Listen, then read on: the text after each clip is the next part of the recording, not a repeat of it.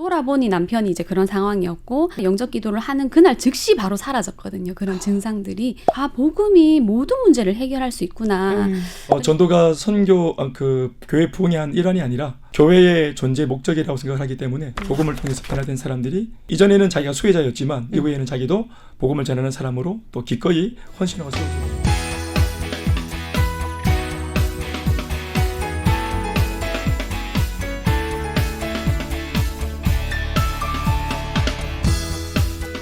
대구 기독교의 모든 이야기가 모이는 곳 당찬 5일장이 열렸습니다.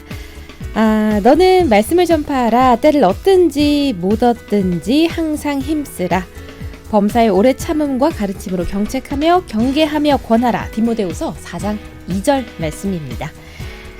전도는 사명이죠. 그 사명을 충실하게 감당하고 있는 교회가 있습니다. 큰숲 맑음샘 교회 김대현 목사님 그리고 김하림 집사님과 함께합니다. 어서 오세요. 반갑습니다. 김대현 목사입니다. 네, 반갑습니다. 김하림 집사입니다. 네, 두 분 반갑습니다. 네, 반갑습니다. 오늘은 본격적으로 좀 전도에 대한 얘기를 나눠볼까 하는데요. 목사님이 섬기고 계신 큰숲 맑은샘 교회도 전도를 통해 부흥했다고 들었습니다. 이제는 뭐 나무가 모여서 숲이 된 것 같은데 네. 어떤 상황인지 좀 말씀해 주세요. 네, 저희들은 한 250명 정도가 모여서 예배 드리고 있고요.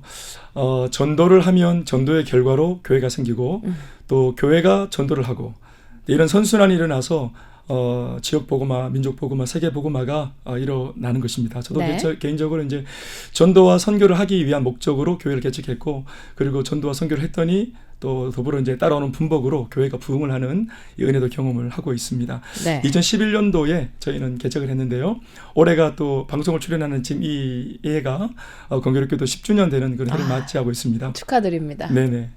10년 달려오는 중에 또 250명이 성도지만 그 성도 중에는 내용적으로 보면은 이제 셀 리더가 이제 소그룹을 담당하고 이제 저와 같이 목회를 하는 작은 목회자와 같은 평신도 목회자들이 25명 정도. 그리고 실제로 이제 청년으로부터 시작해서 신학교 가서 이제 저희가 키운 부목사가 1명. 그리고 여전도사님이 1분, 그리고 신대원생이 5명, 목회자 후보생이죠. 그리고 단기 선교 1년씩 파송해서 이제 단기를 갔다 온 친구들이 한 14명 정도가 또 교회를 섬기고 있습니다. 네, 성도님이 250분이라고 하셨는데 대부분이 지금 사역자이신 것 같은 느낌이 그렇죠. 네, 드네요. 네, 그렇습니다. 전인민에 간부합니다. 네. 그렇습니다. 교회마다 사실은 우리가 뭐 중점적으로 하는 사역이 다 있잖아요. 그럼요. 네, 근데 그 중에서도 큰숲 맑은샘 교회는 특별히 좀 전도에 총력을 다한다 이런 생각이 드는데 특별한 이유가 있을까요? 예수님의 지상 명령이라는 사실에 대해서 이제 목회자인 저 자신이 좀 더 골똘히 그 부분을 마음에 가지고 있는 부분이고요. 전도가 교회 부흥의 한 일환이 아니라 방편이 아니라 교회의 존재 목적이라고 생각을 하기 때문에 전도를 교회 자리를 채우기 위해서 하는 것이 아니라 사람의 생명을 살리기 위해서 전도함에 대한 정의를 갖고 있고요. 그래서 전도를 그렇게 생각하기 때문에 교회가 사람들이 오기까지 기다리는 것이 아니라 저희가 복음을 들고 사람들의 문제 속으로 들어가서 지난 10년 동안 많은 사람들의 문제 속에 또 가정 속에 또 그들의 고민 속에 눈물 속에 들어간 이제 그런 흔적들이고요. 거기에 대한 이제 결과물로 복음을 통해서 변화된 사람들이 이제 교회에 등록을 하고 또 뿌리를 내리고 또 이전에는 자기가 수혜자였지만 이후에는 자기도 복음을 전하는 사람으로 또 기꺼이 헌신하고 세워지는 이제 이런 긍정적인 재생산들이 일어나는 저희 교회 이야기입니다. 그 교회가 전도고 전도가 교회고 네, 이렇게 요약을 해볼 수 있겠는데 교회 내에서 전도 훈련 따로 하세요? 저희 교회는 두 날개 프로세스를 적용해서 두 날개. 네네. 복음을 전하는 일을 감당하는데요. 그래서 이제 훈련을 통해서 전 성도가 아이들은 아이들대로 또 중고등부는 중고등부대로 또 대학생 또 청년, 장년, 노년에 이르기까지 저희 교회는 전 세대가 다 복음을 전하기 위해서 1년에 2차례 봄 시즌, 여름 시즌 그리고 가을과 겨울을 달려가고 있습니다. 지금도 현재 이제 저희가 전도를 하는 중에 있는데 이 소그룹 행복 모임 전도하는 소그룹이 대구 시내 한 120개 정도가 현장에 열리고 있습니다. 그래서 그 120개 현장에서 지금도 우리가 매주마다 보고를 보면요. 많은 사람들이 회복되고 또 살아나고 또 약물을 끊고 또 자살 시도를 하는 사람들이 거기서 이제 돌아서서 하나님께 돌아오는 역사들을 지금 현재 아멘입니다. 경험하고 있습니다. 네. 참 훈련 프로그램도 정말 알차게 진행 중인 것 같은데 함께 하고 계신 우리 김하린 집사님도 물론 이 훈련 프로그램을 다 받으셨죠? 네. 어떠셨어요? 저는 개인적으로 친한 동생으로부터 저희 교회에 전도받아서 왔었는데요. 네. 그래서 저희 교회에서 하고 있는 양육 훈련을 받으면서 먼저는 이제 제가 살아나는 걸 좀 느꼈어요. 복음을 이렇게 누리면서 사는 거구나. 그걸 좀 알게 되었고 처음에 제가 받았던 것처럼 지금은 훈련을 통해서 제가 또 공급자가 돼서 전도자의 삶을 살고 있습니다. 복음을 받다가 이제 복음을 공급하고 복음을 뿌리는 사람이 되셨군요. 아멘입니다. 기억에 남는 전도 사례 많으실 것 같은데 하나씩만 공유를 해주시죠. 네. 제가 오늘 김 집사님을 모시고 왔으니까요. 집사님하고 관계된 것이 있죠. 집사님 사실은 이렇게 열정적인 분이 아니셨는데 네. 그냥 이제 교회를 다니시는 분이셨는데 어느 날 전화가 왔어요. 글썽거리면서 전화가 왔는데 남편이 환청과 또 환각에 시달리고 있다는 얘기를 들었습니다. 오늘 저녁에. 네. 본인도 이제 먹고 살기 바빠서 맞벌이하는 부부인데 돈을 많이 벌고 또 부유해지면 우리 행복할 거라 하고 이제 열심히 살았던 부부인데 오히려 더 사이가 안 좋아지고 또 이제 첨예한 갈등과 대립이 있는 상태였는데 그러는 중에 이제 남편이 이런 지경에 놓인 것을 뒤늦게 안 부인이 큰일 났다 싶어서 이제 제게 전화가 왔고 또 이제 아내랑 같이 제가 그 밤에 찾아가서 이제 처음 만난 일면식에서 남편에게 복음을 전했고 그 복음을 통해서 이제 남편이 영적 기도를 받고 또 안수 기도를 받으면서 회복이 되었죠. 그날 이후로 이제 환상과 환청이 사라지고 변화가 되었죠. 어떤 면에서는 남편이 수혜자인데 그 장면을 보고 우리 김 집사님이 복음에 대한 충격을 받습니다. 그래서 이 복음이면 다른 사람도 살릴 수 있겠다. 집사님 그래서 누가 생각이 났어요? 저희 친정 어머니. 네. 그래서 이제 주사가 심한 우리 아버님 앞에 고통을 당하고 계시는 현재 진행형으로 당하고 계시는 어머니 또 아버지의 이 주벽도 이제 끊을 수 있는 복음이라고 믿어졌기 때문에 또 방황하는 동생도 마찬가지.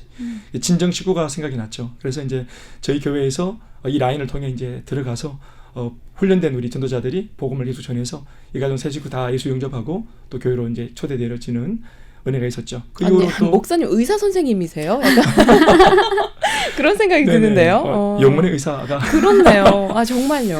네, 집사님의 이야기가 참 은혜가 되거든요. 그래서 네, 친정만 집사님도 아니었죠. 나눠주세요. 네. 네. 네, 저희 목사님 말씀하신 대로 이제 남편이 그렇게 심각한 우울증과 불면증을 갖고 있다는 걸 저는 몰랐어요, 사실.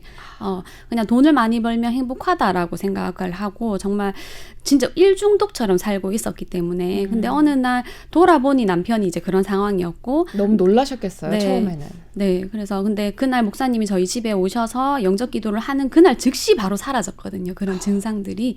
그러면서 복음이 모든 문제를 해결할 수 있구나. 그래서 그때 당시 저희 친정어머니가 이제 당뇨 합병증으로 병원에서는 실명이라고 이제 준비하라라고 그렇게 얘기를 들었는 상태에서 엄마한테 행복 모임이 전달됐고 지금은 사실 0.6까지 시력이 나오시는 아멘. 그걸 보면서 또 저희 친정 아버지 남동생 또 영접을 하게 됐고 저희 또 시댁으로 또 복음이 흘러가서 저희 시부모님 그리고 이혼하고 힘들어했던 저희 시누이 그리고 그의 아들 또 너무 이 일이 아니면 있을 수 없는 전남편에게까지 이혼한 전남편에게까지 복음이 흘러가서 지금 저희 교회에 정착해서 예배를 함께 드리고 있습니다. 예배당에 보면요. 이혼을 잠깐만요. 했어요. 지금 몇 분이 나온 거예요? 제가 지금 언뜻 듣기로 한 12분 정도가 복음을 네. 순간적으로 받으신 것 같은데. 절반까지 말씀 나눈 거고요. 뒤에 또 릴레이가 또 이어지거든요. 아직 전반전밖에 안 했습니까? 알겠습니다. 아니 유튜브로도 오늘 너무 많은 분들이 함께 시청을 해주고 계셔서 네. 이렇게 또 복음이 전달되고 있구나라는 생각이 갑자기 제가 한 가지 드네요. 말씀드리면 예배를 제가 이제 인도하면 이제 자리에 앉은 분들 중에서 하림 집사 그 라인이 있는데요. 아까도 말했죠. 이제 이혼한 시누이가 있고 중간에 아들이 앉아 있고 그 옆에는 이혼한 남편이 앉아 있고 그 옆에는 이제 장인 장모가 앉아 있죠. 그래서 이렇게 예배를 드리고 있는 거예요. 원수 시간이라도 해도 뭐 안 될 판국인데 이분들이 복음 안에 산화되어서 지금 재결합도 안 된 상태예요. 그런데 남편은 이제 교회 나온 지가 1년 되고 있고 부인은 교회 나온 지가 이제 1년 한 4개월 정도 되고 있는데 재결합을 위해서 이제 소망을 가지고 지금 기도하는 중에 있습니다. 그렇습니다. 아니 제가 이 정도 되면요, 그냥 좀 대놓고 여쭤보고 싶어요. 그렇죠. 이게 전도 잘하는 방법 뭐예요? 영혼을 향한 사랑하는 사랑이 아닌가 생각합니다. 네, 사랑인 것 같고요. 제가 저희 교회의 최초의 전도자였고 이제 이런 전도자들을 이제 같이 우리가 세웠는데 5학년 때 저희 아버지가 주사가 심하고 집이 되게 힘들었는데요. 막 새벽에 원래 밤에 역사가 일어나잖아요. 그래서 누구도 못 찾아오는 시간에 네. 어린 제가 이제 밖에 나가서 막 울면은 아무도 말리지 않고 아무도 왜 우냐고 묻지 않는 그 어릴 때 상처를 제가 기억하면서 이거 제가 세상에 복수해야 되겠다 생각을 했는데 20살에 예수 믿고 오히려 그 기억이 좋게 바뀌어서 어린 시절 나의 문제에는 아무도 안 돌아왔지만 나는 좀 가야 되겠다. 목회자가 되어서 그래서 가는 사역을 하게 되었어요. 그래서 가는 사역. 예, 굳이 사람들이 오라고 안 하지만 복음 들고 찾아가는. 문을 두드리고 찾아가는 일을 하게 되었어요. 저희 교회 열매는 다 찾아가서 우리가 얻어온 열매들입니다. 아, 여기도 찾아온 열매시고, 그죠? 네. 찾아서 받아온 열매시고, 그렇습니다. 예전에 비해서는요, 그런데 최근에는 네.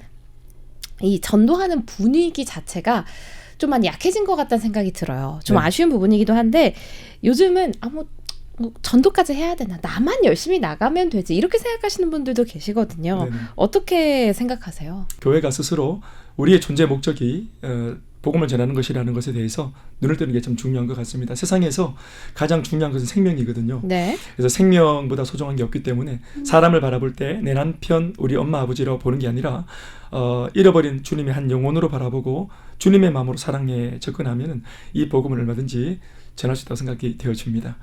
하림 집사가 이제 복음을 통해서 사실 아버지를 미워하는 마음이 많았는데 복음으로 자기가 은혜를 받으니까 아버지를 사랑하게 되고 엄마를 사랑하게 되고 또 사람을 용서하게 되어지는 마음들이 생기면서 아멘입니다. 복음에 박차를 간 것처럼 우리 모든 예수 믿는 사람들이 이러한 마음들이 깃들면 참 좋겠다 싶습니다. 네. 네. 그럼 김아림 집사님도 전도를 많이 하셨을 것 같은데 어떻게 좀 방법이 노하우가 있으세요?